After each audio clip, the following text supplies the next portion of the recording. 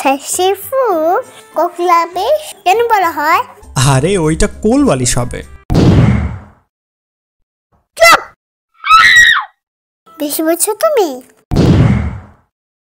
কোল বালিশ ঘুমানোর সময় হাঁটুর নিচে থাকে, এই জন্য একে কোল বালিশই বলা হয়। তাহলে তুমি তো একটা কোল বালিশ। কেন? তোমার বুদ্ধিও তো হাঁটুর নিচে। দেখ হুদায় কথা বলো না তো। কোল বালিশের আসল কাহিনী আমি জানি। ওমা তাই নাকি, বলো দেখি। কোল বালিশের মা একদিন কোল বালিশকে অনেক মেয়ে দিছিল। কোল বালিশের আবার মা হয় নাকি? সবার মা হয়, তুমি তো কিছুই জানো না। কচ্ছপের মা কোথাকার? আচ্ছা যাই হোক, তারপর বলো।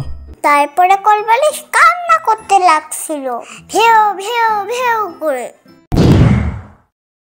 কিন্তু এটা তো কুত্তার ডাক। কোল বালিশের তার খালাতো ভাই, তাই এরকম ডাক। কেমনে? যেমন তোমার মা তোমাকে কুত্তার বাচ্চা বলে।